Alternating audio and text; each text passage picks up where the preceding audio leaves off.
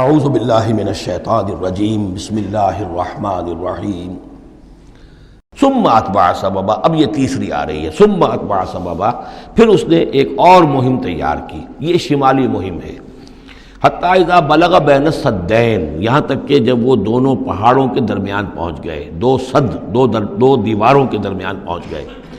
تو یہ سمجھ لیجئے بحیرہ کیسپیئن داہنی طرف ہے مشرق میں، اور بلیک سی بحر اسود، اس کے درمیان یہ سلسلہ کوہ ہے، اور یہ پیرلل چلتے ہیں دو، اور ان کے درمیان سے پھر وہ درے ہیں کہ جن میں سے ہو کر شمالی علاقے سے جو وحشی قبائل تھے وہ آ کر یہاں حملہ کرتے تھے، تاخت و تاراج کرتے تھے، لوٹ مار کر کے چلے جاتے تھے، جن کو یاجوج ماجوج کہا گیا ہے.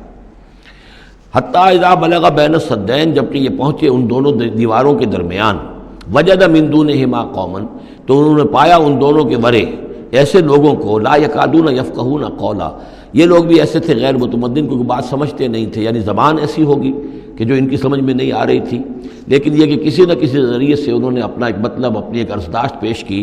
قالوا یا ذا القرنین، انہوں نے کہا کہ اے ذو القرنین، ان یاجوج و ماجوج مفسدون فی الارض، یاجوج اور ماجوج جو قومیں ہیں یہ زمین میں بہت فساد مچانے والی ہیں.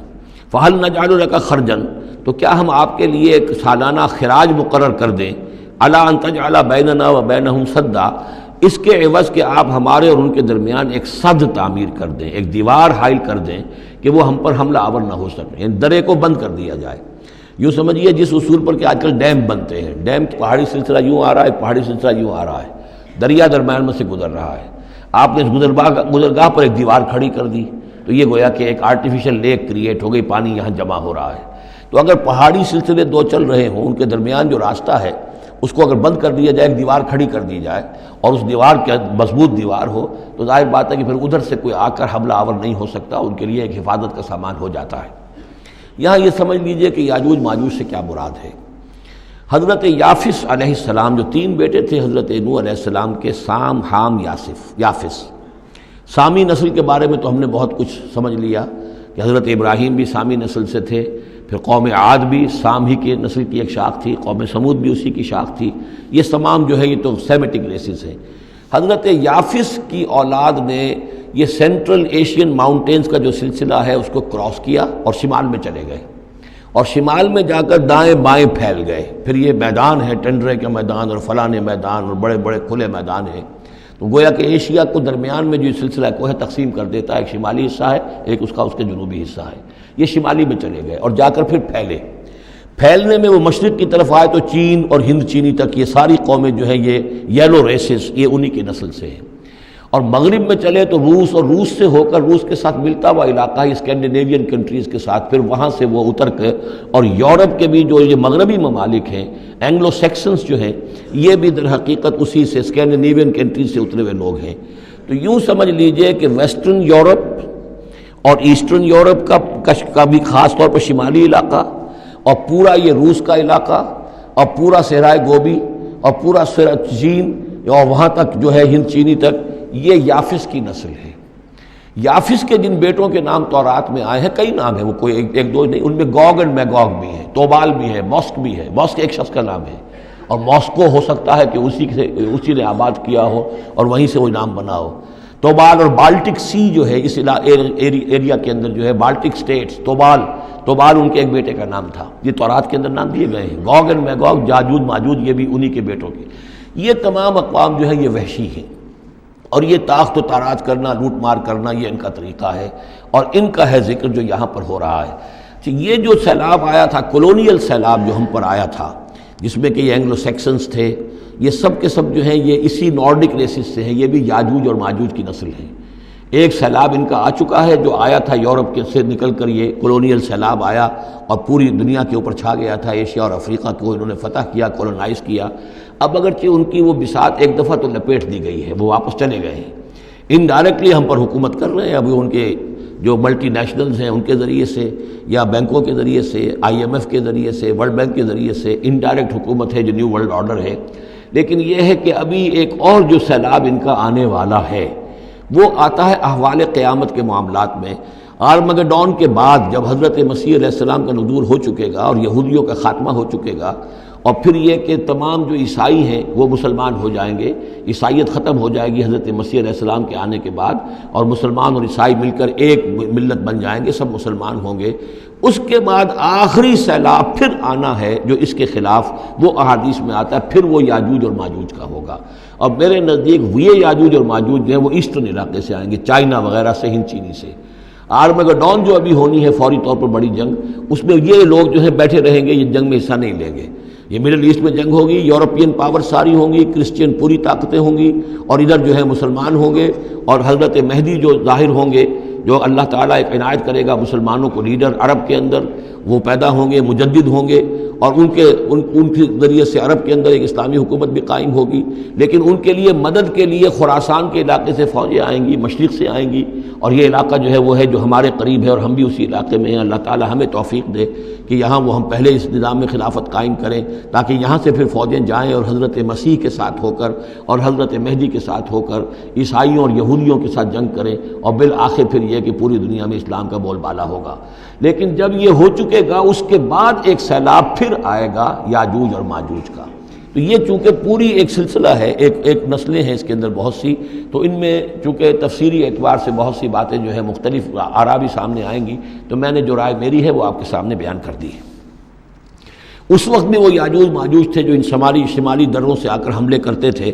قالوا یا ذا القرنین ان یاجوج و ماجوج مفسدون فی الارض، وہ جو میں نے عرض کیا ہے کہ قیامت کے قریب بھی معاملہ ہوگا، یہ سورہ انبیاء کی آیات 97-98 ہیں۔ حتی اذا فتحت یاجوج و ماجوج وهم من کل حدب ینسلون واقترب الوعد الحق فاذا هی شاخصۃ ابصار الذین کفروا۔ اب زیادہ دور نہیں، ہم سورہ انبیاء بھی قریب ہی آ رہی ہے، انشاءاللہ وہاں اس کو ہم پڑھیں گے۔ تو دو جگہ قرآن مجید میں یاجوج اور ماجوج کا ذکر ہے، ایک یہ جو قریب قیامت میں ان کا جو ظہور ہونے والا ہے، ایک اس وقت کا معاملہ یہ چھوٹا سا تھا کہ جو ذوالقرنین کے سامنے آیا ہے۔ تو کیا ہم آپ کے لیے ایک سالانہ خراج طے کر دیں تاکہ آپ ہمارے لیے یہاں ایک سد تعمیر کر دیں، ایک بند باندھ دیں یہاں پر؟ قال ما مکنی فیہ ربی خیر۔ اب دیکھیے ان کا کردار، ان کا مجھے جو کچھ میرے رب نے دے رکھا ہے، دولت دے رکھی ہے، مال دے رکھا ہے، وہ بہت بہتر ہے اس سے کہ جو تم مجھے پیش کر رہے ہیں، مجھے خراج کی ضرورت نہیں ہے۔ ہاں تمہاری ایک ضرورت ہے، میں وہ پوری کر دیتا ہوں۔ فاعینونی بقوت، مجھے مین پاور فراہم کرو، باقی ساری سامان جو ہے میں فراہم کر لوں گا، لیکن بہرحال اس کو بنانے کے لیے، دیوار بنانے کے لیے اور دونوں پہاڑوں کے درمیان اتنی بڑی جو سد تعمیر کرنے کے لیے جو مین پاور چاہیے، اعینونی بقوت، تو محنت کے ذریعے سے، مین پاور کے ذریعے سے میری مدد کرو۔ اجعل بینکم و بینہم ردما، میں ان کے اور تمہارے درمیان ایک موٹی دیوار بنا دوں گا۔ آتونی زبر الحدید، لاؤ میرے پاس تختے لوہے کے۔ حتیٰ اذا ساوا بین الصدفین، یہاں تک کہ جب دونوں جو اونچانے تھیں اس کے درمیان کا پورا علاقہ پر ہو گیا، بھر گیا، وہ لوہے کے تختے جو ہیں اس کے اندر بھرے جا رہے ہیں۔ حتیٰ اذا ساوا، برابر کر دیا دونوں پھانکوں تک پہاڑ کی، قال انفخوا، اب ان کا کہ آگ جلاؤ اس کے نیچے، وہ دہکا دی بھٹی جس سے کہ اب وہ لوہا گرم ہوا اور لوہے کی تختے جو ہیں وہ گرم ہو گئے۔ حتیٰ اذا جعلہ نارا، جبکہ وہ سارے کے سارے لوہے کے جو تپ گئے خود اور سرخ ہو گئے۔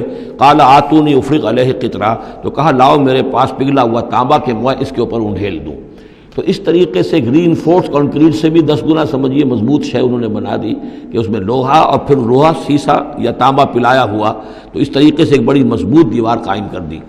اس دیوار کے جو آثار اب بھی موجود ہیں، دیوار تو موجود نہیں ہے، یہ داریال اور دربند کے درمیان یہ کشادہ راستہ ہے اب بھی، یہ ویسٹ کوسٹ جو ہے کیسپین کا، اس کے ساتھ اس کی لمبائی 50 میل اور اس کی اونچائی 29 فٹ اور 10 فٹ چوڑی یہ دیوار تھی جو اس وقت بنی ہے۔ یعنی جس طریقے سے کہ بنتے ہیں بڑے بڑے بند، ان سے بھی بڑی یہ تھی سد تعبیر کی گئی۔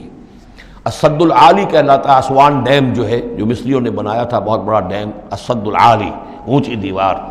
تو ہمارے ہاں یہ تربیلا اور منگلا یہ سب کیا ہے، یہ اسی طرح کے ڈیم ہیں کہ پہاڑی سلسلے آ رہے ہیں، دریا جا رہا تھا، وہاں آپ نے دیوار کھڑی کر دی، پانی رک گیا اور وہ جھیل بن گئی۔ فمستطاعوا ان یظہروہ، تو انہوں نے کہا کہ اب یہ لوگ نہ تو یہ اس کے اوپر سے آ سکیں گے، اس کو نہ چڑھ سکیں گے، وما استطاعوا لہ نقبا، نہ اس میں کوئی سوراخ لگا سکیں گے، نقب لگا سکیں گے۔ قال ھذا رحمۃ من ربی، یہ سب اتنا بڑا کارنامہ کر کے بھی انہوں نے کہا یہ سب رحمت ہے میرے رب کی طرف سے، میرا کوئی کمال نہیں، یہ سب اللہ کی طرف سے ہے۔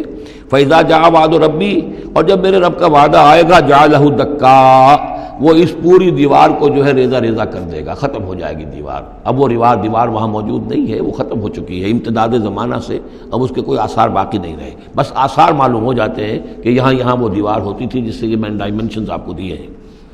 وَكَانَ وَعْدُ رَبِّي حَقًّا، اور میرے رب کا وعدہ جو ہے وہ حق ہے، سچ ہے، پورا ہو کر رہے گا۔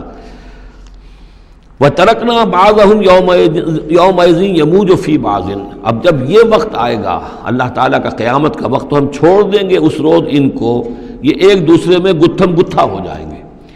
یہ جو کچھ ہونے والا ہے قرب قیامت سے پہلے، جس قسم کے لشکر آنے ہیں اور جیسی جنگیں ہونی ہیں، اور یہ جو یاجوج ماجوج جب آئیں گے تو آتا ہے احادیث کے اندر کہ پورے دریا اور پورے سمندر پی جائیں گے، ہر چیز کھا جائیں گے، اور یہ معلوم ہوتا ہے کہ یہ چینیوں کے ہاں تو خاص طور پر سانپ بچھو جو شے ہو، کتا بلی، ہر شے چٹ کر جاتے، کوئی شے نہیں چھوڑتے۔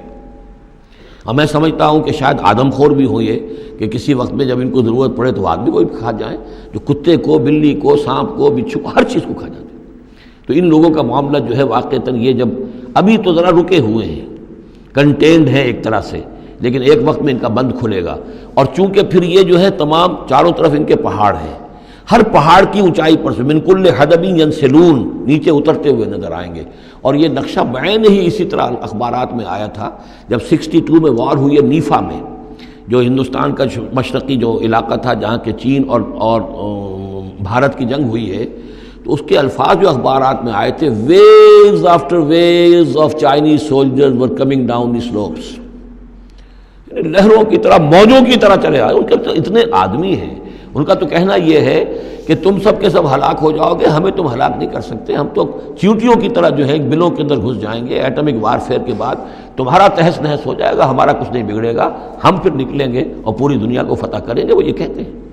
اور معلوم ہوتا ہے کہ واقعتاً آخری جو بھی اس دنیا کا اللہ تعالیٰ نے جو بھی ایک نظام سوچا ہوا ہے، اس میں جو قیامت سے پہلے کا سب سے بڑا واقعہ پھر یاجوج و ماجوج کا ظہور ہوگا وہ، لیکن یہ کہ اس کا یہ مطلب نہیں ہے کہ جو پہلے ہوا ہے وہ نہیں ہے، اس سے پہلے بھی یاجوج ماجوج اگر آج سے 2500 سال پہلے کا معاملہ بھی ہے تو آج سے چند سو سال پہلے کا بھی ہو سکتا تھا۔ یہ کسی یعنی ایک پورے یوں سمجھیے نسل کا نام ہے۔ وَتَرَكْنَا بَعْضَهُمْ يَوْمَئِذٍ يَمُوجُ فِي بَعْضٍ وَنُفِخَ فِي الصُّورِ، اور پھر سور میں پھونکا جائے گا، فَجَمَعْنَاهُمْ جَمْعًا، اور پھر ہم ان سب کو جمع کر لیں گے۔ وَعَرَضْنَا جَهَنَّمَ يَوْمَئِذٍ لِلْكَافِرِينَ عَرْضًا، اور اس روز ہم جہنم کو سامنے لے آئیں گے کافرین کے سامنے۔ یہ ہے تمہارا انجام، یہ ہے تمہارے لیے جو ہم نے تیار کیا ہے۔ الذین کانت اعینہم فی غطاء عن ذکری، وہ لوگ کہ جن کی نگاہیں ہمارے ذکر سے کوری ہو چکی تھیں، پردہ پڑا ہوا تھا ان پر، ہم یاد نہیں تھے، بس دنیا سامنے تھی، مسبب الاسباب کو بھول گئے تھے، اسباب پر سارا بھروسہ تھا، مادی اسباب و وسائل، مادی نعمتیں، مادی مال و اسباب، مادی چیزیں جو ہیں، یہیں کی چمک دمک، یہیں کی رونقیں، یہیں کی شان اور شوکت، اسی کے پیچھے پڑے ہوئے تھے۔ وَكَانُوا لَا يَسْتَطِيعُونَ سَمْعًا، اور وہ سماعت سے بھی بہرہ مند نہیں رہے تھے، اب سن بھی نہیں سکتے تھے، حیوانوں کا سا سننا سنتے تھے۔ صدق اللہ العظیم۔